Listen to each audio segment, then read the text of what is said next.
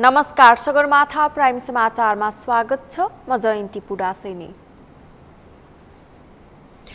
नमस्कार, म अपेक्षा ढुङ्गाना। सगरमाथा प्राइम समाचार सुरु गरौं अहिलेसम्मका मुख्य समाचारबाट।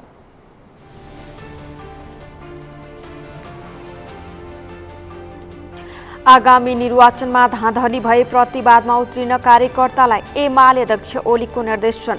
वर्ष दिनमै गठबन्धनको सरकारले देशलाई कंगाल बनाएको आरोप।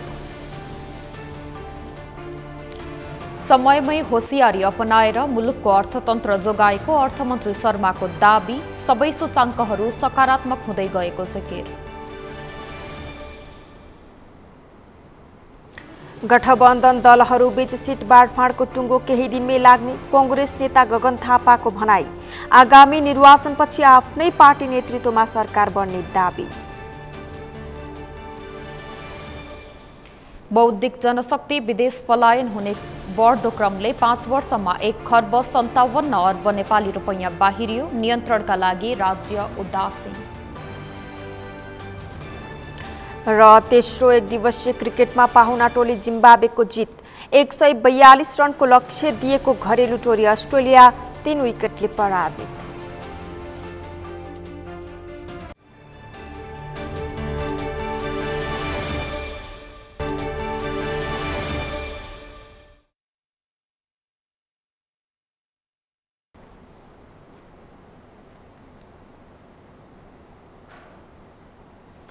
सगरमाथा प्राइम समाचार अब विस्तारमा।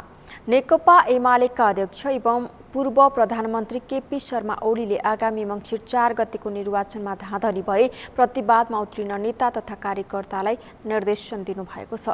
आज सुनसरीको दुहबीमा आयोजित एक कार्यक्रमलाई सम्बोधन गर्दै अध्यक्ष ओलीले गठबन्धनको सरकारले प्रहरी प्रशासनको बलमा चुनावमा धाँधली गर्न सक्ने भन्दै नेता तथा कार्यकर्तालाई सचेत गराउनु भएको हो।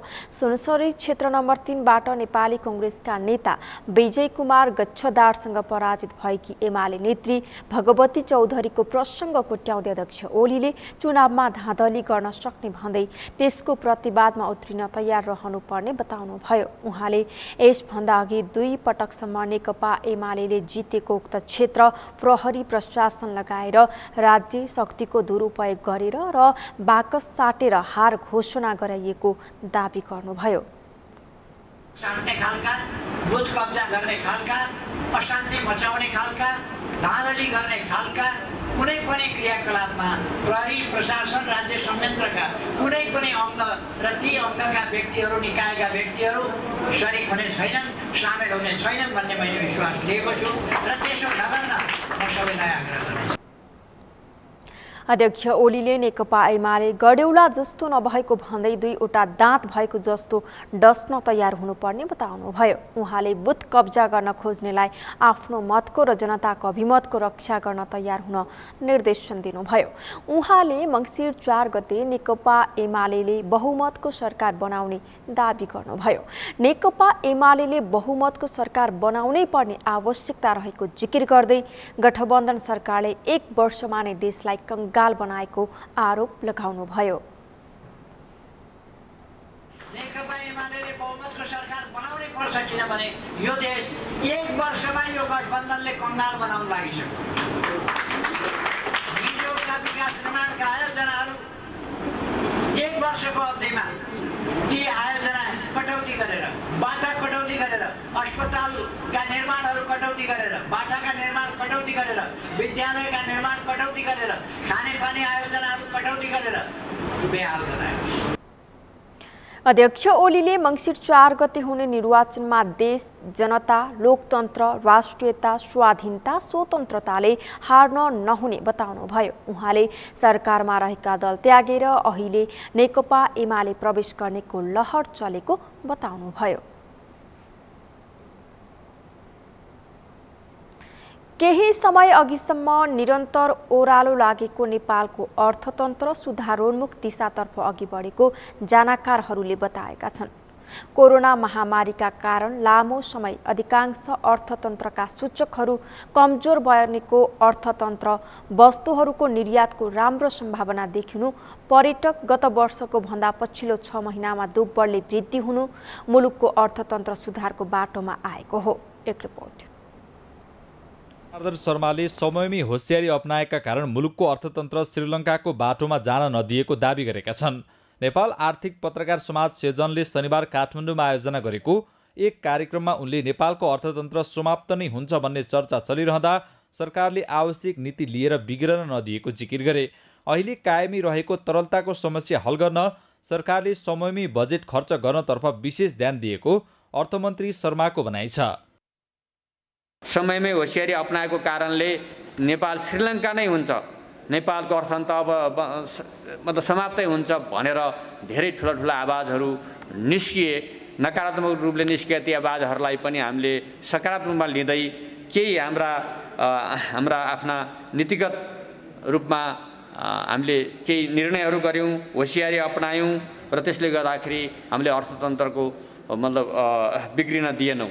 अर्थमन्त्री शर्माले निर्यात प्रवर्धन गर्नका लागि बनाइएको नीतिगत निर्णयहरू तत्काल कार्यान्वयन गर्न पनि उद्योगी व्यवसायीहरूलाई आह्वान गरे। कार्यक्रममा राष्ट्रिय योजना आयोगका उपाध्यक्ष डाक्टर विश्वनाथ पौडेलले कोरोना कालमा उपलब्ध सुविधाहरू सधैँ नपाउनेतर्फ उद्योगी व्यवसायहरूको ध्यानाकर्षण गरे। पहिला कोभिडको बेलामा पाएको फेसिलिटिज सधैँ हुँदैन, त्यो गर्दा नै उहाँहरूको लङ टर्म इन्ट्रेस्ट हुन्छ। फेरि सधैँ फालाफाल गरेर खर्च गरेर त लङ टर्म इन्ट्रेस्टलाई काम गर्दैन त्यसले फेरि, होइन? त्यो कुरो संसारभरि नै त्यही छ। वास्तवमा केही अगाडि मैले एउटा इकोनोमिक समिटमा चाहिँ नयाँ दिल्लीमा एउटा भनेको थियो कि अहिले संसारमा चाहिँ गभर्नर हुनु जति गाह्रो केही छैन भन्ने कमेन्ट थियो कि त्यसमा पछि आएर गभर्नर साहबलाई चाहिँ तपाईँ जानुपर्ने समिट रहेछ पनि भनेको थियो। अहिले संसारभरिको गभर्नरलाई समस्या छ, होइन? टफ क्वेसन्सहरू छ। कार्यक्रममा बोल्दै नेपाल राष्ट्र बैङ्कका गभर्नर महाप्रसाद अधिकारीले मुलुकको अर्थतन्त्र सहज बन्दै गइरहेको बताए। अर्थतन्त्रमा सहजता देखिएको भनेर अहिले धेरै वस्तुहरूको आयातमा वृद्धि गर्न नमिल्ने गभर्नर अधिकारीको भनाइ थियो। केही सहजता फिल गरिरहेछौँ बाह्य सेक्टरमा पनि, तर त्यो सहजतामा हामीले त्यत्तिकै सजगता अपनाउनु पर्ने पनि छ। हामीले अलिकति सहज भयो भन्दैमा धेरै नै चाहिँ खोल्न खोज्यौँ भने, सबै कुरा ओपन गर्न खोज्यौँ भने हिजोको जस्तै गरी इम्पोर्ट चाहिँ फुल्ली चाहिँ गर्न थाल्यौँ यदि भने हामीलाई भोलि फेरि त्यही प्रेसर दोहोरिँदैन भन्ने होइन। यस अर्थमा पनि सहजता सँगसँगै सजगता पनि हाम्रो लागि आवश्यक विषय छ। केही वस्तुहरूको निर्यातको राम्रो सम्भावना देखिनु, पर्यटक गत वर्षको भन्दा पछिल्लो 6 महिनामा दोब्बरले वृद्धि हुनु मुलुकको अर्थतन्त्र सुधारको बाटोमा गएको प्रमाणको रूपमा लिनुपर्ने उल्लेख गर्दै गभर्नर अधिकारीले रेमिट्यान्समा समेत सुधार देखिँदै आएको बताए। उनले अर्थतन्त्रमा देखिएका जोखिम न्यूनीकरणका लागि उत्पादनमूलक क्षेत्रमा लगानी बढाउनु पर्ने खाँचो समेत औल्याए। प्रमुख प्रतिपक्ष दल नेकपा एमालेका उपाध्यक्ष सुवास नेमुवाङले सत्तारूढ गठबन्धन चुनावसँग डराइरहेको टिप्पणी गर्नुभएको छ। सत्तारूढ गठबन्धन आगामी प्रदेशसभा र प्रतिनिधि सभा निर्वाचनमा जान डराइरहेको उहाँको भनाइ थियो। पार्टीको केन्द्रीय सम्पर्क समन्वय कमिटीले काठमाडौँमा आयोजना गरेको एक कार्यक्रममा बोल्दै उहाँले सत्तारूढ दलहरूकै कारण मङ्सिर 4 गते नै सो निर्वाचन हुनेमा ढुक्क हुने अवस्था नरहेको पनि पटक पटक दोहोर्याउनुभयो। उपाध्यक्ष नेमुवाङले निर्वाचनपछि पार्टी अध्यक्ष केपी शर्मा ओली नेतृत्वको सरकार बन्ने दावी गर्दै त्यसको तयारीमा जुट्न पनि पार्टीका नेता कार्यकर्ताहरूलाई आह्वान गर्नुभयो।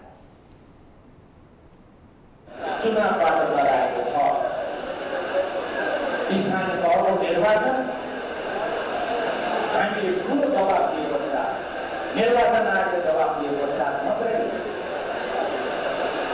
स्थानीय तहको निर्वाचन भयो। तर के भएर त गर्न भन्नुहोला, अहिले म भन्छु, त्यसको एउटा जान्छु, म भन्दैछु, यो साह्रै ठुलो त्रासमा डरमा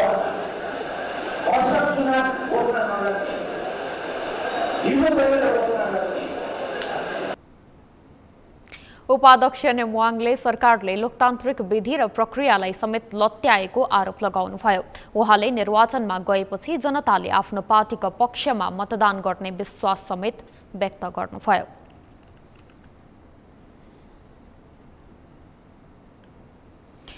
सत्तारूढ नेपाली कांग्रेसका महामन्त्री गगन कुमार थापाले प्रदेशसभा र प्रतिनिधि सभा निर्वाचनपछि आफ्नै पार्टी नेतृत्वमा सरकार बन्ने दाबी गर्नुभएको छ। सत्तारूढ गठबन्धन मिलेर चुनावमा जाने र आफ्नै पार्टी नेतृत्वमा आगामी निर्वाचनपछि पनि सरकार बन्नेमा कुनै अलमल नरहेको महामन्त्री थापाको भनाइ थियो। प्रशासन व्यवस्थापन र विकास केन्द्रले आज काठमाडौँमा आयोजना गरेको एक कार्यक्रममा बोल्दै उहाँले केही दिनभित्र गठबन्धन दलहरूबीच सिट बाँडफाँड को विषयमा टुङ्गो लाग्ने विश्वास समेत व्यक्त गर्नुभयो। महामन्त्री थापाले गठबन्धन दलहरूबीच सिट बाँडफाँड टुङ्गिने बित्तिकै उम्मेद्वार तय गरेर निर्वाचनको अभियानमा जुट्ने पनि बताउनुभयो। अब केही दिनमा निर्वाचनमा हामीहरू उम्मेदवारी चयन गरेर जुट्छौँ। अहिले त अब गठबन्धन भन्ने भएकोले गर्दा को कहाँ लड्ने यसको तालमेल मिलाउँदैछौँ। अहिले सम्पूर्ण ध्यान त्यसमा छ। केही दिनपछि हाम्रो ध्यान उम्मेदवारी चयनमा हुन्छ, त्यसपछि हाम्रो चुनावी अभियानमा हुन्छ। यो पटक निर्वाचन पनि जित्छौँ हामी, हाम्रो नेतृत्वमा सरकार बन्छ, त्यसमा पनि कुनै अलमल भएन। महामन्त्री थापाले आफ्नो पार्टीबाट निर्वाचित स्थानीय तहलाई सशक्त बनाउनका लागि पार्टीले केही दिनभित्रै स्थानीय सरकार सबलीकरण तथा अनुगमन इकाइ गठन गर्ने बताउनुभयो।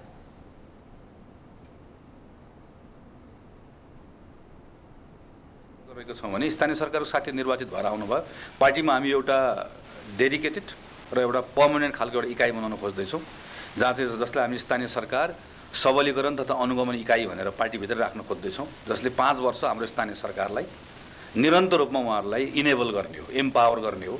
स्थानीय लोकल लिडर्सहरूले अब लोकल लिडर चुनाव जितेर आउनुभएको छ, के गरौँ भन्ने छ, तर त्यो के गरौँ भन्ने कुराको सन्दर्भ भएको त्यो हुटुटी छटपटीको बिचमा त्यसलाई ट्रान्सलेट गर्नका निम्ति चाहिँ पछाडि जुन त्यसलाई बलियो बनाउनु पर्ने हो त्यसको बारेमा चाहिँ पार्टीले के पनि गर्न सक्दो रहेछ। उहाँहरूलाई हामीले के गर्यौँ, उहाँले हदै भन्नु पनि गर्न सक्ने भनेको सामान्य प्रशासन मन्त्रीलाई फोन गरेर त्यो अधिकृत चाहिँ त्यहाँ तलमाथि गर्न पाउनुहुन्न है तपाईँले, हाम्रो मेयर साहबले भने जस्तो गरिदिनुहोस् भन्ने भन्दा बाहेक अरू के पनि पार्टीसँग सम्बन्धै हुँदो रहेछ। महामन्त्री थापाले सरकार बनाउनु भन्दा पनि जनताको पक्षमा काम गर्नु ठूलो कुरा भएको उल्लेख गर्दै त्यसका लागि आवश्यक तयारी गरेर अघि बढ्न आफ्नो पार्टीले काम गरिरहेको पनि बताउनुभयो।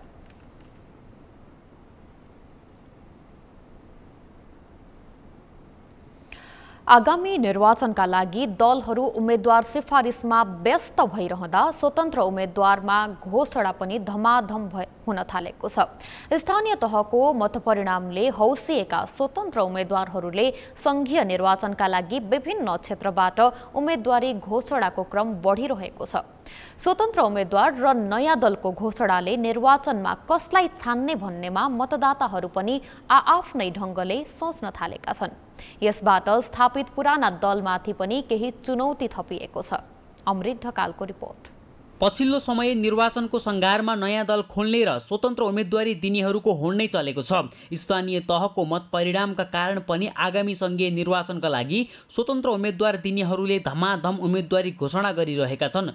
निर्वाचनको मिति नजिकिएसँगै केही स्वतन्त्र उम्मेदवारहरू बीच पनि गठबन्धनको चर्चा समेत चुलिएको छ। आजभोलि पूर्व प्रधानमन्त्री हराउ अभियान, 70 वर्षमाथिका नेता बहिष्कार अभियानको पनि चर्चा भइरहेको छ। छिन्न भिन्न रहेका वैकल्पिक शक्तिहरूबीच एकता गर्नु पर्ने बहस चर्कोसँग उठेको छ। तर एकले अर्काको अस्तित्व स्वीकार्न नसक्दा निर्वाचन अघि उनीहरू बीचको एकता निकै कठिन देखिएको छ। अब अहिले तपाईलाई ढाँट्नु हुँदैन, अहिलेको कन्टेक्स्टमा सम्भावना छैन। मैले ढाँट्नु भनेको पाप गर्नु हो, तर मैले के भनिरहेको छु भन्दा हामी आफ्नो सब विचारहरू, सिद्धान्तहरू, हाम्रा चाहिँ भोलिका रोड म्यापहरू सबै एउटा मेल्टिङ पटमा राखौँ। डाक्टर बाबुराम भट्टराईले वैकल्पिक दल गठन गरे पनि उनी बारम्बार उही पुराना दलसँग घाँटी जोडेर सत्ताको वरिपरि घुमिरहेका छन्। साझा पार्टी स्थापना गर्दा पुराना दलको सातो लिएका रविन्द्र मिश्रले यति बेला राप्रपा प्रवेशको तयारी गरेका छन्। रमेश खरेलले पनि वैकल्पिक दल त गठन गरेका छन्, तर दलीय गतिविधि अघि बढाउन सकेका छैनन्। पुराना दललाई विस्थापन गर्ने, युवाहरूलाई जिम्मेवारी दिनुपर्ने जस्ता चर्चाले ठूला दललाई पनि घचघचाइरहेको छ। तर वैकल्पिक शक्ति सङ्गठित नहुँदा त्यसको फाइदा पुराना दलहरूले नै लिन सक्ने विश्लेषण हुन थालेको छ। हाम्रो देशमा जति पनि आफूलाई वैकल्पिक पार्टी, फरक पार्टी भनेर आएका छन्, उनीहरू पनि सङ्गठित छैनन्। अर्कोतिर देशलाई दोहन गर्नुपर्छ भनेर विदेशी गुलामी गरेर बाँचेका, विदेशको पाउपूजा गरेर सत्तामा टिकिराखेको, विदेशीसँग हात थापेर पैसा ल्याएर निर्वाचनमा खर्च गर्ने, र विदेशका हनुमान भएर बसिराख्ने व्यक्तिहरू यो देशमा सङ्गठित छन्।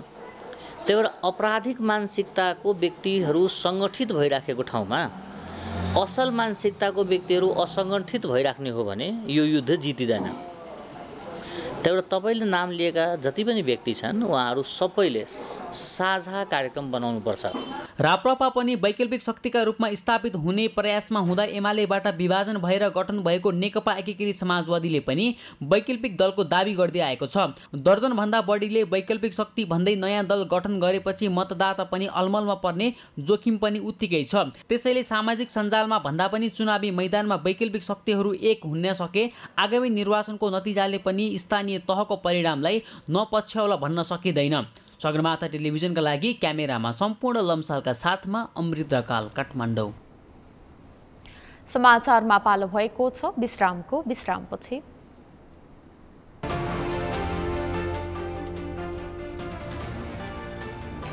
बौद्धिक जनशक्ति विदेश पलायन हुने बढ्दो क्रमले 5 वर्षमा 1 खर्ब 57 अर्ब नेपाली रुपैयाँ बाहिरियो। नियन्त्रणका लागि राज्य उदासीन।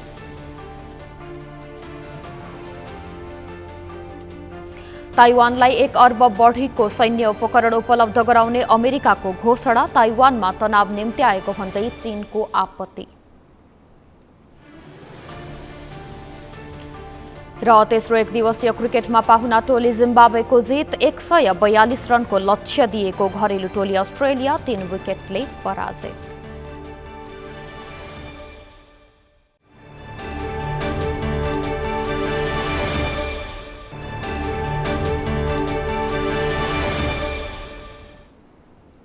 विश्रामपछि सगरमाथा प्राइम समाचारमा पुनः स्वागत छ। अब बाँकी समाचार। स्वदेशमा शिक्षा र रोजगारीको अवसर नहुँदा हरेक दिन सयौं बौद्धिक जनशक्ति नेपालबाट बाहिरिने क्रम बढ्दै गएको छ। देशभित्रै भविष्य नदेख्दा विदेशी मुलुकमा उच्च शिक्षा हासिल गर्न र काम पाइने आशामा विद्यार्थीहरूसँगै पढे लेखेकाहरू पनि विदेशिने क्रम बढ्दछ।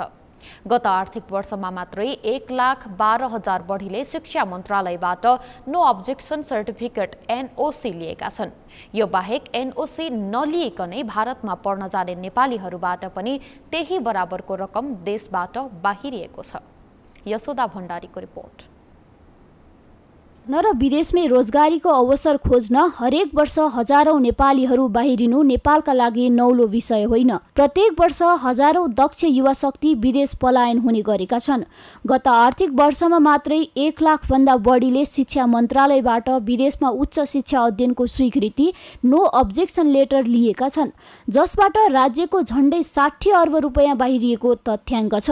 एकातिर विद्यार्थीहरू जानुको पछाडि नेपालको एजुकेसनमा उनीहरूको ट्रस्ट भएन, किनभने यहाँ बन्द हडताल यहाँसम्मको स्थिति छ कि त्रिभुवन विश्वविद्यालयको भिसी रेक्टर रजिस्ट्रार लुकेर होटलमा बैठक गर्छ। त्यही पनि विद्यार्थीहरूले त्यसको माइन्युट खोसेर प्रधानमन्त्रीलाई बुझाउँछन्।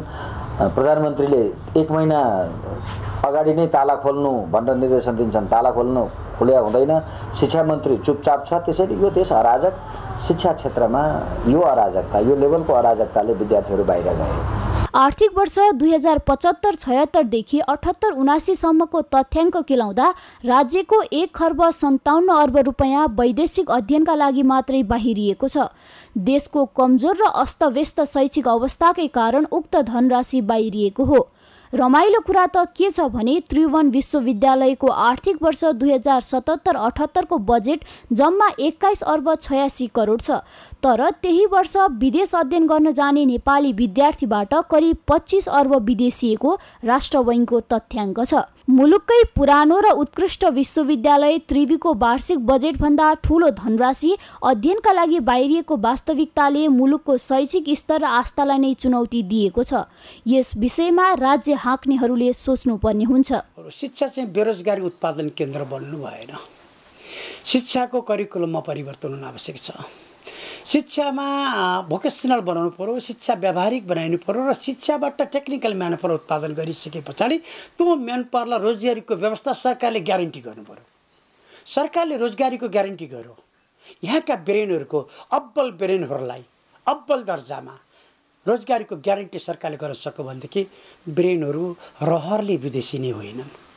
ब्रेनहरू अपर्च्युनिटीका लागि विदेशी नै हुन्, अवसरका लागि विदेशी नै हुन्। मुलुकको शैक्षिक स्तर उकास्न र समृद्धिका लागि खर्चिनुपर्ने खरबौं रुपैयाँ बाहिरिएको र यो बढ्दै जाने तितो सत्यलाई मनन गर्नु अहिलेको आवश्यकता हो। विद्यार्थी मात्र नभई प्राध्यापक, इन्जिनियर, चिकित्सकदेखि वैज्ञानिकसम्म विदेश पलायन हुने क्रम रोकिनै पर्छ। हरेक दिन यसै गरी सयौं युवा जनशक्ति कामको खोजीमा बाहिरिरहेका छन्, तर यो युवा ऊर्जालाई मुलुकको समृद्धिमा जोड्न कुनै पनि सरकारले सकेको छैन। यो मुलुकको दुर्भाग्य हो, किनकि यस्तो युवा जनशक्ति तयार पार्न राज्यले अरबौं लगानी खर्चिसकेको छ। सगरमाथा टेलिभिजनका लागि क्यामेरामा केशव तिमल सिन्हाका साथ यशोदा भण्डारी, काठमाडौँ। कमजोर शैक्षिक गुणस्तर, राजनैतिक अस्थिरता, परनिर्भरता जस्ता विविध कारणले गर्दा हरेक दिन सयौं बौद्धिक जनशक्ति नेपालबाट बाहिरिने क्रम बढ्दो छ। विदेशी मुलुकमा रोजगारको अवसर र गुणस्तरीय शिक्षाका लागि प्रत्येक वर्ष हजारौं दक्ष युवा शक्ति विदेश पलायन हुने गरेका छन्। यसै सन्दर्भमा आज हामीले सगरमाथा जनबोलीमा सर्वसाधारणलाई सोधेका थियौं, देशका बौद्धिक जनशक्ति विदेश पलायन हुनुको कारण के हो? हेरौं उनीहरूको भनाई उनीहरूकै शैलीमा।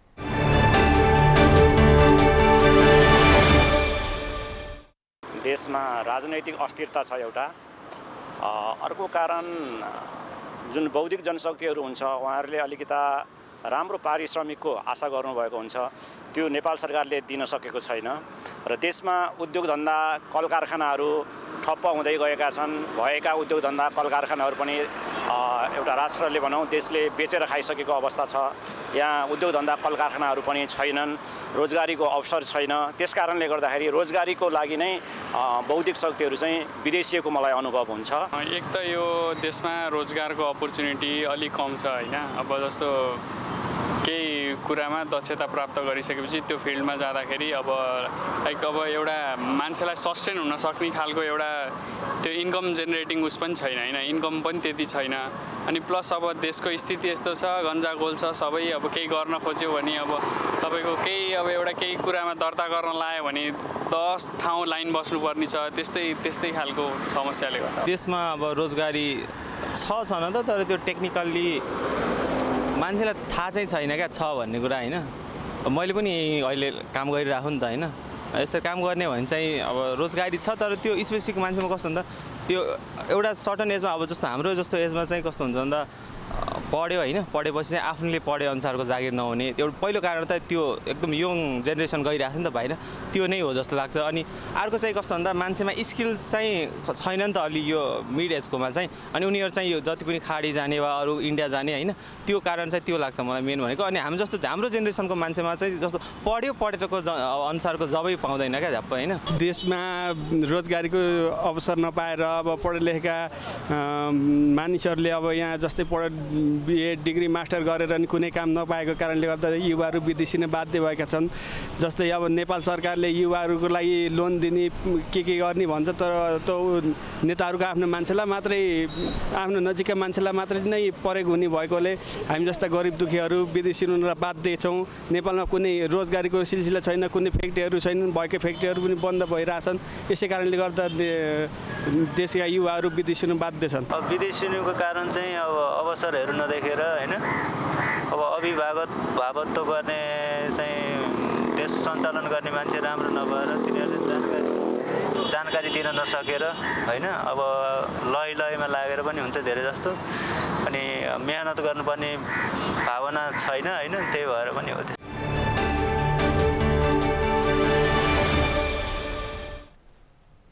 राष्ट्रपति विद्यादेवी भण्डारीले काजी तुलाराम पाण्डेको तस्बिरमा माल्यार्पण गर्नुभएको छ। आज काठमाडौँको तलेजु भवानी मन्दिर परिसरमा काजी तुलाराम पाण्डे स्मृति प्रतिष्ठानले आयोजना गरेको काजी तुलाराम पाण्डेको स्मृति सभामा राष्ट्रपति भण्डारीले काजी पाण्डेको स्मरणमा उहाँको तस्बिरमा माल्यार्पण र पुष्पगुच्छ अर्पण गर्नुभएको हो। टेस्टुङ, पालुङ, दहचोक गोर्खाको विजय अभियानमा काजी तुलाराम पाण्डेले महत्त्वपूर्ण भूमिका निर्वाह गर्नुभएको थियो। स्मृति सभामा सञ्चार तथा सूचना प्रविधि मन्त्री ज्ञानेन्द्र बहादुर कार्की, काठमाडौँ महानगरपालिकाकी उपप्रमुख सुनिता डङ्गोल लगायतको उपस्थिति रहेको थियो। स्मृति सभामा राष्ट्रपति भण्डारीले काजी कालु पाँडे श्रद्धाञ्जली पुस्तिका लोकार्पण गर्नुभएको थियो। विक्रम सम्वत 1825 आश्विन 14 गतेका राति पृथ्वीनारायण शाहले राजज्योतिष कुलानन्द ढकालको साइत अनुसार कान्तिपुरमा आक्रमण गरेर काजी वंशराज पाँडे, तुलाराम पाँडे, केहरसिंह बस्नेत लगायतका साथ पृथ्वीनारायण शाहले 1000 गोर्खाली तालिमे सिपाही लिएर कान्तिपुर किल्लाको ढोका फोरी एक दल नरदेवीतिरबाट, एक दल भीमसेन स्थानतिरबाट र तेस्रो दल टुडीखेलतिरबाट हनुमान ढोकातर्फ अघि बढेका थिए।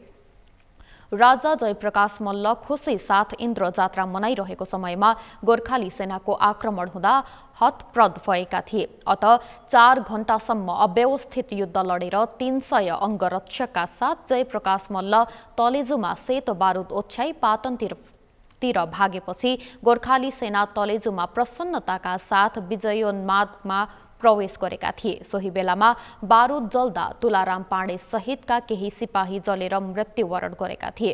पाँडेको कान्तिपुर राजदरबार हनुमान ढोकामा देहान्त भएको थियो।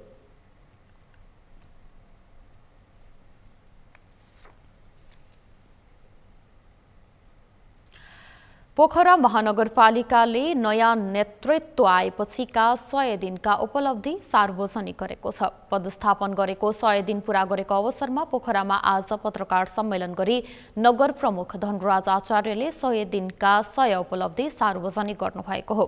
कार्यक्रममा प्रमुख आचार्यले पदस्थापनाको पहिलो दिन 375 वटा फूलका बिरुवा रोपेको भन्दै 100 दिनको कामबाट सन्तुष्ट रहेको बताउनुभयो। प्रमुख आचार्यले उज्यालो पोखरा अभियानको सुरुवातदेखि महानगरको सेवा प्रवाहमा एकद्वार प्रणाली, जनगुनासो सुन्न तथा सुनवाईका लागि हेल्लो मेयर कार्यक्रमलाई 100 दिनको उपलब्धिमा समावेश गर्नुभएको छ।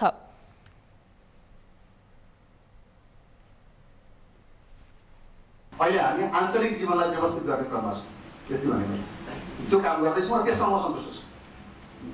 यो टिमले काम गर्न सक्छ, रिजल्ट दिन सक्छ भन्ने कुरामा चाहिँ हामी सन्तुष्ट छौँ। ल्यान्डस्लाइड चाहिँ अहिले सबैभन्दा ठुलो टेन्सनको विषय छ। हामीले अहिले ल्यान्डस्लाइड मेरो घर अगाडिको फोहोर उठाउनै पर्छ, तर म कहाँ होइन।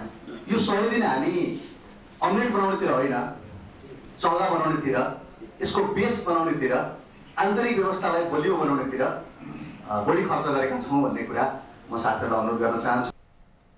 उहाँले महानगरपालिकाले उज्यालो पोखरा कार्यक्रम अन्तर्गत विद्युत प्राधिकरण र पोखरा महानगरको 13 करोडको लगानीमा 23 वटा चोकहरूमा 1504 वटा सडक बत्ती जडान सुरु गरेको बताउनुभयो। 100 दिनमा युवा तथा बेरोजगारलाई लक्षित गरी 30 करोडको व्यवसाय प्रवर्धन केन्द्र स्थापना, साबिक लेखनाथ नगरपालिकाको तालचोकदेखि बेगनासताल बसपार्कसम्म 4 लेनको सडक बनाउन 75 करोडमा ठेक्का सम्झौतालाई उपलब्धि भनिएको छ।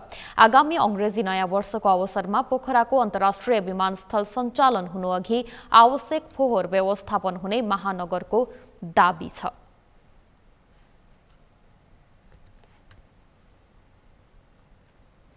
नेपाल समाजशास्त्र संघले नेपालमा संघीयता, अवसर र चुनौती अन्तर्क्रिया कार्यक्रम सम्पन्न गरेको छ। काठमाडौँको बागबजार स्थित पद्मकन्या क्याम्पसमा आयोजना गरिएको कार्यक्रममा नेपालमा संघीयता, अवसर र चुनौती अन्तर्क्रिया कार्यक्रमको मस्यौदामा अन्तर्क्रिया गरिएको थियो। अन्तर्क्रियामा संघीयताको विषयमा विभिन्न टिप्पणीकारहरूले टिप्पणी गरिएका थिए। कार्यक्रममा बोल्दै संघका अध्यक्ष डाक्टर गणेशमान गुरुङले यो व्यवस्था आएपछि आम जनतालाई धेरै कुरामा सहज भएको भए पनि योजना अनुसार काम नभएका कारण केही समस्या देखिएको बताउनु भएको थियो। सजिलो भएको छ यो व्यवस्था आए पछाडि नि हाम्रो बुढाबुढीहरू वृद्ध भत्ता जुन छ त्यो घर घरमा पुर्याइदिएछ भन्ने खालले चाहिँ वडा अध्यक्ष, पालिका अध्यक्षको बिचमा कम्पिटिसन, त्यो एउटा असाध्यै राम्रो सुविधा पाइएको छ भन्ने कुरा पाइएको छ भने अर्कोतिर हाम्रो स्वास्थ्य जाँच मन्थली मासिक रूपमा चाहिँ हाम्रो ब्लड प्रेसरहरू लिइदिने, के रोगहरू छ भनेर जाँच दिने, घर घरमा यस्तो खालको सेवा पाइएको छ भन्ने खालले एउटा खुसी व्यक्त गरेको त्यस्तो कुरोहरू पाइन्छ भनेदेखि हामीले योजना माग्नलाई अब काठमाडौँ जान परेन, पालिकामा गएर भन्नु पनि भयो, वडामा भन्नु पनि भयो। यस्तो खालले चाहिँ उहाँहरूको चाहिँ एउटा राम्रो आइरहेको छ। त्यसले गर्दाखेरि कतै सिंहदरबार घरमा हो कि घरहरू सिंहदरबार हो कि भन्ने खालको चाहिँ आवाज दिइरहेको छ भनेदेखि कमजोरी पक्षमा मैले हाम्रो पेपर विस्तृत आउला त्यति हुँदाहुँदै पनि गाउँपालिकाहरूमा खास गरेर प्लानर भएन, प्लानिङ अफिसर छैन। योजनाहरू राखेको के भने मलाई पानीको धारा चाहियो, मलाई त्यहाँ कुवा चाहियो, मलाई त्यहाँनिर जाने बाटो बनाइदिनु पऱ्यो, मेरो घरमा गाडी गएर यी बाहेक जाने कुराहरू छैन। त्यसले गर्दाखेरि अलिक सिस्टमेटिक वेमा प्लानिङ गर्ने तरिका के हो भन्ने प्लानिङ अफिसरको आभार देखियो सरकारको तर्फबाट। कार्यक्रममा विभिन्न क्षेत्रका विज्ञ लगायतको उपस्थिति रहेको थियो। मुलुक संघीयतामा गएको 5 वर्ष पूरा भएको छ। व्यापक छलफलपछि मुलुक संघीयतामा गएको भए पनि पछिल्लो समय यसबारेमा विभिन्न टिक्का टिप्पणीहरू हुन थालेको छ।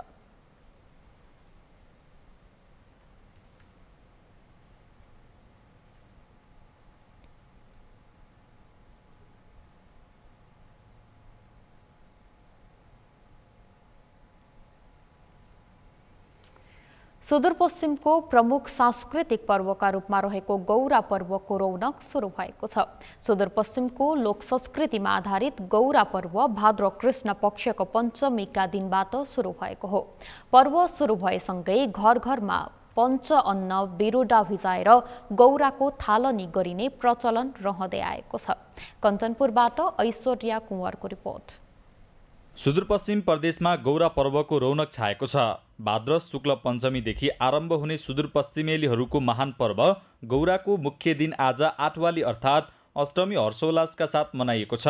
गौरा पर्वमा विवाहित महिलाहरूले निराहार व्रत बसेर सगुन गाउँदै तामाको भाँडामा गहुँ, केराउ, गहत, मास र गुरौज लगायतका पञ्च अन्न अर्थात् बिरुडा भिजाएर गौरा पर्व सुरु हुने गर्दछ। 5 अन्नको मिश्रणलाई बिरुडा भन्ने गरिन्छ भने यस दिनलाई बिरुडा पञ्चमीको नामले पनि चिन्ने गरिन्छ। हुन त सुदूरपश्चिममा थुप्रै पर्वहरू छन्, यसको विशेष महत्त्व छ। यो महिलाहरूको विशेष पर्व हो र सबैभन्दा ठुलो विशेषता यो शाकाहारी पर्व हो। यसमा माछा मासु यताउता केही पनि खाने गरिन्न। धेरै कम्तीमा 15 दिनदेखि गौरा व्रतका लागि महिलाहरू चोखो बस्ने गर्दछन् र यो शाकाहारी पर्व हो। गौरा पर्वको मुख्य आकर्षणका रूपमा रहेको देउडा खेलमा पौराणिक कथा, देवी देवताका गाथा र धार्मिक ग्रन्थ गाउने गरिन्छ। पछिल्ला वर्षहरूमा सामाजिक विकृति र विसङ्गति विरुद्ध पनि देउडाका माध्यमले तीखो व्यङ्ग्य गर्दै चोक चौताराहरूमा देउडा खेल खेल्ने गरिएको महाकाली साहित्य सङ्गमका अध्यक्ष हरिश प्रसाद जोशी बताए। जसले गौरा व्रत गर्छ त्यो आमा दिदी बहिनी घरमा जो विवाह गरिसकेकी आमाहरू महिलाहरूले व्रत लिने गर्छन्, जसलाई गौरै एकादशी भनिन्छ। त्यहाँबाट सुरु हुन्छ र त्यसको बिचमा जुन 15 दिनभित्रबाट उनीहरूले थुप्रै सामग्रीहरू गौराको लागि तयारी गर्छन्। नौलो लुगा सिउने, नौला पकवानको लागि तयारी गर्ने, त्यसै गरी बिरुडाहरू सङ्कलन गर्ने काम गर्छन्। गौरा विसर्जन नभएसम्म गौरा घर, मठ मन्दिर, चौतारा लगायत सार्वजनिक ठाउँमा पुरुष र महिला छुट्टा छुट्टै रूपमा गोलबद्ध भई स्थानीय लोक भाकामा देउडा, चैताली, धमारी, धुस्को खेलेर मनोरञ्जन गर्ने गरिन्छ। सुदूरपश्चिमाञ्चलमा यो गौरा पर्वदेखि प्रारम्भ भएर चाहिँ देउडाको संस्कृतिलाई चाहिँ हामी मनाउने गर्छौँ। यो देउडा मात्र होइन, यो डेढी पाइला सरेर चाहिँ अगाडि बढ्ने र सेटारिकल एक्सप्रेसनलाई त्यसमार्फत दिने अनि आफ्ना विषयवस्तुहरूलाई हामीले डेढी अर्थात् अलिक छड्के रूपमा प्रयोग गर्ने, जस्तै एक खुट्टिया 15 मुन्डिया तयको अर्थ बता न्याउले। यहाँ चाहिँ मतलब भनौँ न छातालाई चाहिँ हामीले एउटा सेटारिकल एक्सप्रेसन, एक खुट्टा र 15 टाउका भएको छातालाई चाहिँ हामीले एक्सप्रेस गर्छौँ। गौरा पर्व सुदूरपश्चिमसँगै भारतको कुमाऊँ गढवालमा समेत धुमधामसँग मनाइने गरिन्छ। सुदूरपश्चिममा प्राचीन कालदेखि प्रचलित गौरा पर्वले ठुलो धार्मिक सांस्कृतिक महत्त्व बोकेको स्थानीयहरूको भनाइ छ। यो भाद्र महिनाको गौरा पर्व यो शुक्ल पक्ष र कृष्ण पक्ष दुईटै पक्षमा पर्ने गर्छ। अनि शुक्ल पक्षमा पर्ने गौरालाई उजेली गौरा र कृष्ण पक्षमा पर्ने गौरालाई अनेरी गौरा भनिन्छ। र हाम्रो गौरा पर्वको सुरुवात पहिले धेरै परापूर्व कालदेखि नै गौरा महेश्वरको हिसाबले भएको हो। अनि गौराले महेश्वरलाई पति पाउनको लागि यो गौरा पर्व मनाएकी हुन्। यो पर्वको थालनी भाद्र पञ्चमीका दिन सुरु भए पनि समापनको भनी निश्चित तिथि भने हालसम्म निश्चित भएको पाइँदैन। सगरमाथा टेलिभिजनका लागि कञ्चनपुरबाट ऐश्वर्या कुँवरको रिपोर्ट।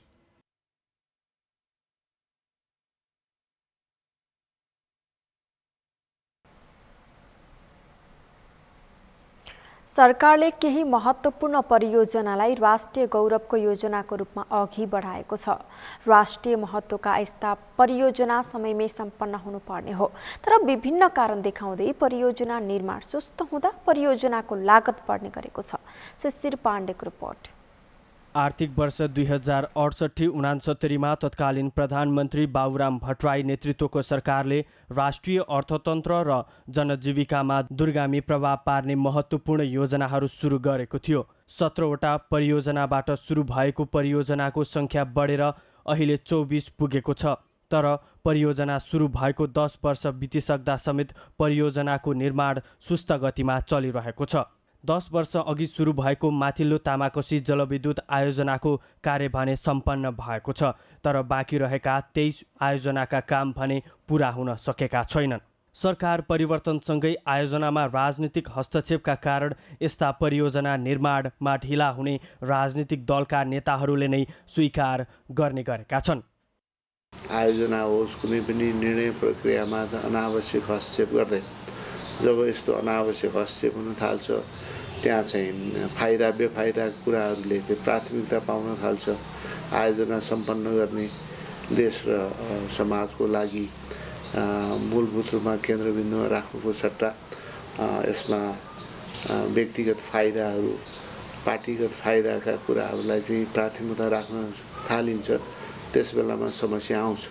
जहाँसम्म हाम्रो चाहिँ सवाल हो, हाम्रै नेतृत्वमा जति पनि आयोजनाहरू भए, जस्तो चाहिँ यो अरू पहिला हामीले अगाडि बढाउन खोज्यौँ, यो एमाले पार्टीले अनावश्यक रूपमा विरोध गरेर त्यो चाहिँ तुइयो।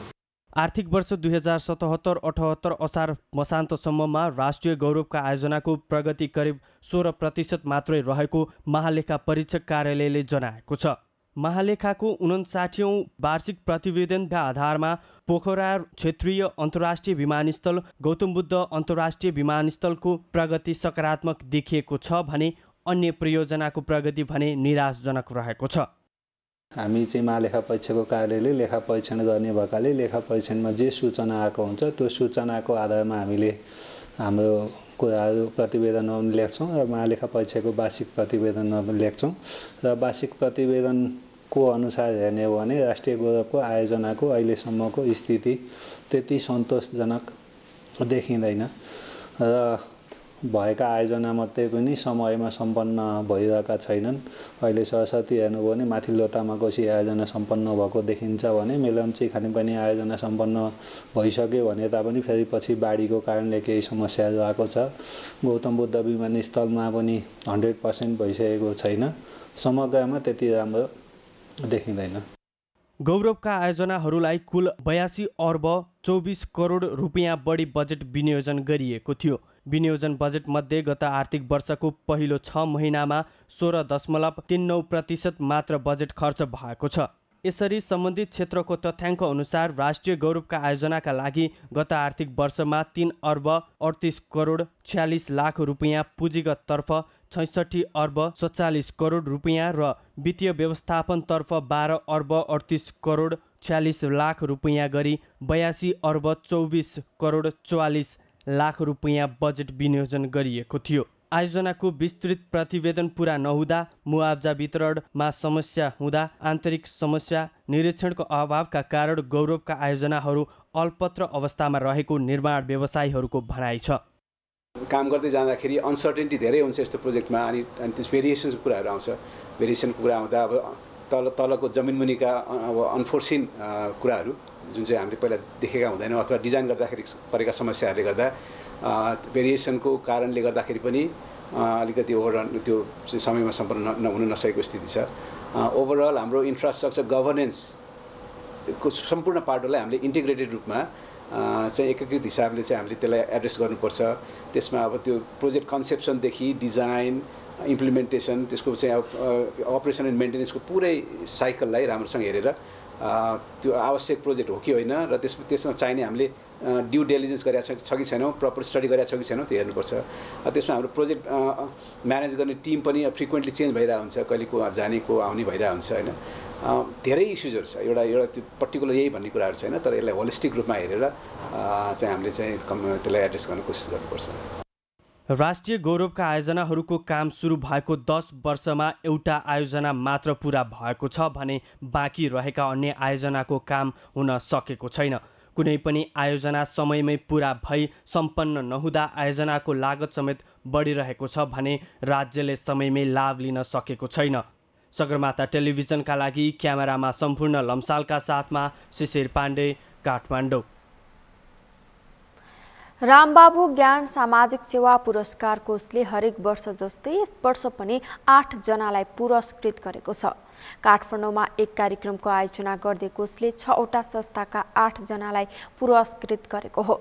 रामबाबु ज्ञान सामाजिक सेवा पुरस्कार कोषले नेपाल र नेपालीको हितमा काम गर्दै आएको छ।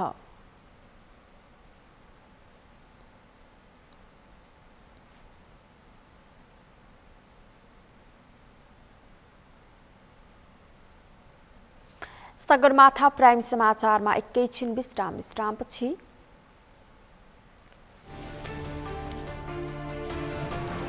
ताइवानलाई 1 अर्ब बढी अमेरिकी डलर बराबरको सैन्य उपकरण बिक्री गर्ने अमेरिकाको घोषणा। ताइवानमा तनाव निम्त्याएको भन्दै चीनको आपत्ति। र तेस्रो एक दिवसीय क्रिकेटमा पाहुना टोली जिम्बाब्वेको जित। 142 रनको लक्ष्य दिएको घरेलु टोली अस्ट्रेलिया 3 विकेटले पराजित।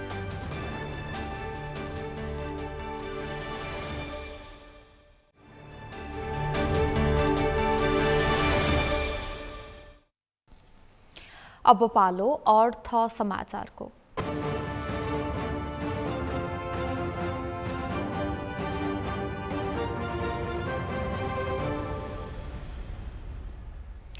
यो साता नेप्से सूचक तथा कारोबार रकम दुवै नै घटेको छ।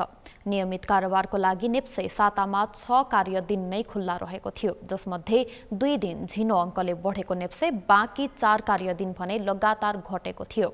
नेप्सेको यो घटाइले सूचक तथा कारोबार रकम दुवैमा दबाव परेको थियो। सोही आधारमा नेप्से 1970.62 अङ्कमा खुम्चिन पुग्यो। यसैगरी क वर्गका कम्पनीहरूको कारोबार मापन गर्ने सेन्सेटिभ इन्डेक्स पनि 383.20 अङ्कमा खुम्चिन पुग्यो। सातामा 226वटा कम्पनीहरूको 1,62,936 पटक सेयर कारोबार भएको छ, जसबाट यो साता 2,42,45,778 किता सेयर किनबेच हुँदा कुल कारोबार रकम 7,55,43,58,924 रुपैयाँ बराबरको कायम भएको छ। यो कारोबार रकम गत साताको तुलनामा 2 अर्ब रुपैयाँले कम हो। गत साता 9,64,63,97,755 रुपैयाँको सेयर कारोबार भएको थियो। उक्त साता 223वटा कम्पनीहरूको 1,96,173 पटकको कारोबारमा 2,61,02,447 किता सेयर किनबेच हुँदा उक्त परिणाममा रकम कारोबार भएको थियो। समाचारको अन्त्यमा मुख्य समाचार फेरि एकपटक।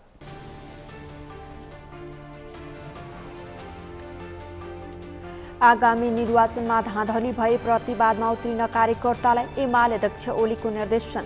वर्ष दिनमै गठबन्धनको सरकारले देशलाई कंगाल बनाएको आरोप। समयमै होसियारी अपनाएका कारण मुलुकको अर्थतन्त्र जोगिएको अर्थमन्त्री शर्माको दाबी। सबै सूचकाङ्कहरू सकारात्मक हुँदै गएको जाहेर। गठबन्धन दलहरूबीच सिट बाँडफाँडको टुङ्गो केही दिनमै लाग्ने कांग्रेस नेता गगन थापाको भनाई। आगामी निर्वाचनपछि आफ्नै पार्टी नेतृत्वमा सरकार बन्ने दाबी। बौद्धिक जनशक्ति विदेश पलायन हुने बढ्दो क्रमले 5 वर्षमा 1,57 अर्ब नेपाली रुपैयाँ बाहिरियो। नियन्त्रणका लागि राज्य उदासीन। र तेस्रो एक दिवसीय क्रिकेटमा पाहुना टोली जिम्बाब्वेको जित। 142 रनको लक्ष्य दिएको घरेलु टोली अस्ट्रेलिया 3 विकेटले पराजित।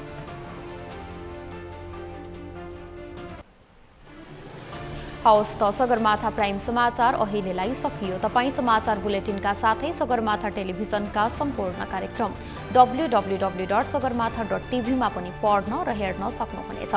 साथै युट्युबमा youtube.com/sagarmatha TV नेपालमा हेर्न सक्नुहुनेछ। साथै तपाईँ हामीलाई फेसबुकमा पनि facebook.com/yestv नेपालमा फलो गर्न सक्नुहुनेछ। समाचारको शिखर नेपालको गौरव नेपालको पहिलो न्युज च्यानल सगरमाथा टेलिभिजन हेर्दै गर्नुहोला। नमस्कार।